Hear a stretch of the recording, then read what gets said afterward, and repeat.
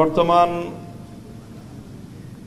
অন্তর্বর্তীকালীন সরকার কর্তৃক গঠিত 11টি সংস্কার কমিশনের একটি হলো নারী বিষয়ক সংস্কার কমিশন।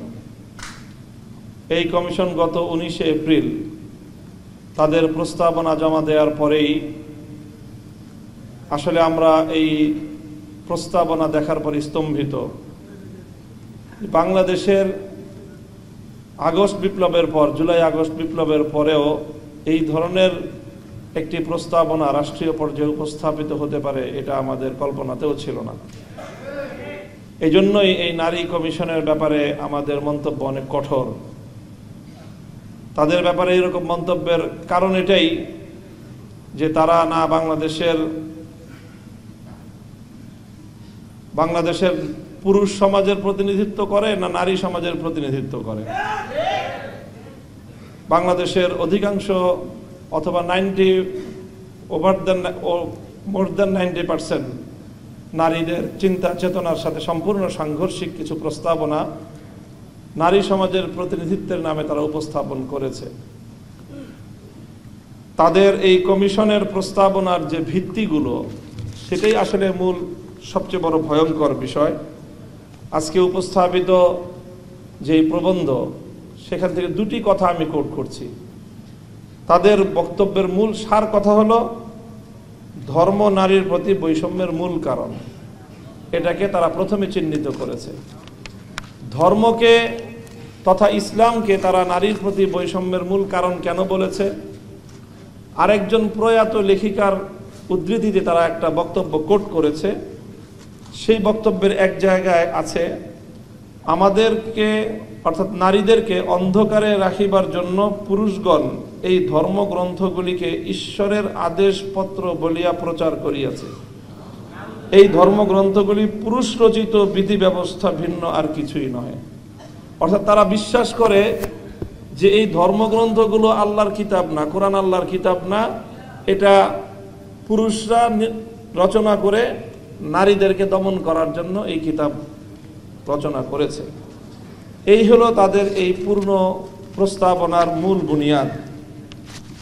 কাজে এই ধরনের একটি প্রস্তাবনা উপস্থাপন করার পরে আমাদের ইসলামী সংগঠনগুলোর পক্ষ থেকে, ইসলামী জনতার পক্ষ থেকে কি প্রতিক্রিয়া হওয়া উচিত? আমরা কেন তাদের সাথে আলোচনায় বসিনি? কেন আমরা রাজপথে বা আন্দোলনের মাধ্যমে এর বিরুদ্ধে কড়া প্রতিক্রিয়া কেন ব্যক্ত করলাম? অনেককে দেখে এজন্য মায়া কান্না কাঁদতে। তো আমার পরিষ্কার কথা যে তারা যথেষ্টই জানে এবং দীর্ঘ একটাই আলোচনা নারী সংস্কার, নারী নীতি নিয়ে দশকের পর দশক ধরে কথা চলে আসছে এবং সেই কথার ধারাবাহিকতায় অনেক আলোচনা হয়েছে। এখন তারা পশ্চিমা বিশ্বের এজেন্ডা বাস্তবায়ন করার জন্য এটাকে মোক্ষম সময় মনে করে তারা এই সংস্কার প্রস্তাবনা দিয়েছে এবং সংস্কার প্রস্তাবনা দেওয়ার সঙ্গে সঙ্গে প্রধান উপদেষ্টার কার্যালয় থেকে এটাকে লুফে নিয়ে তার ভেরিফাইড ফেসবুক পেজে ঘোষণা করা হয়েছে যে তারা অন্তর্বর্তীকালীন সরকার ক্ষমতায় থাকতে থাকতে যথাদ্রুত সম্ভব এই সংস্কার প্রস্তাবনা তারা বাস্তবায়ন করবেন। অন্য 10টি কমিশনের প্রস্তাবনার বিষয়ে প্রধান উপদেষ্টার কার্যালয়কে এতটা ত্বরিত ব্যবস্থা গ্রহণ করতে বা ঘোষণা দিতে আমরা দেখিনি যতটা এই বিষয়ে দেখেছি। তার অর্থ হল এটা গোটা একটা প্রি প্ল্যান একটা পরিকল্পনা এটা, এবং এই প্ল্যানের সঙ্গে প্রধান উপদেষ্টার কার্যালয় জড়িত। মঞ্জু ভাই বলেছেন আগে বুদ্ধিবৃত্তিক দরকার, তারপরে নাকি আমাদের মাঠে নামতে হবে বা শক্তি প্রয়োগ করতে হবে। আমি ওনার কথার সাথে শতভাগ একমত পোষণ করছি। বুদ্ধিবৃত্তিক উপায়ে তাদের এই সকল প্রস্তাবনার এবং এই জাতীয় কার্যকলাপের প্রতিবাদ বা যথাযথ যৌক্তিক এর উপস্থাপনা কম হয়নি। প্রবন্ধকার বলেছেন যে প্রায় 1000 পৃষ্ঠার উপরে ইতিমধ্যে লেখা হয়েছে।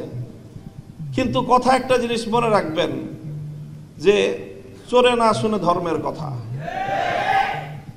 এদেরকে এই ধরনের টেবিল টকের মাধ্যমে এই ভয়াবহ কার্যকলাপ থেকে, পরিকল্পনা বাস্তবায়নের পথ থেকে এদেরকে রুদ্ধ করা যাবে না। এজন্য আমাদের পরিষ্কার কথা আল্লাহর কোরআনের বিরুদ্ধে এমন কটাক্ষপূর্ণ, এমন অবমাননাপূর্ণ কোন প্রস্তাবনা ফ্যাসিবাদী স্বৈরাচারী শেখ হাসিনা ভারতের লেসপেন্সারও কোনোদিন করতে পারে নাই। বর্তমান বাংলাদেশের 5ই আগস্টের বিপ্লবের রক্তের উপর বসে এই প্রস্তাবনার এক চুল পরিমাণ যদি বাস্তবায়ন করতে হয়, আমাদের লাশের উপর দিয়ে করতে হবে, আমাদের রক্তের উপর দিয়ে করতে হবে। নারীর কাঁধে বন্দুক রেখে ইসলামকে ঘায়েল করবার এই দুরভিসন্ধি বন্ধ করুন।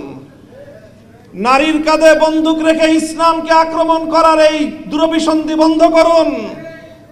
আমরা নারীদের ব্যাপারে আমাদের পরিষ্কার কথা, আমরা নারীদের ন্যায্য অধিকার চাই, সমান অধিকার নয়।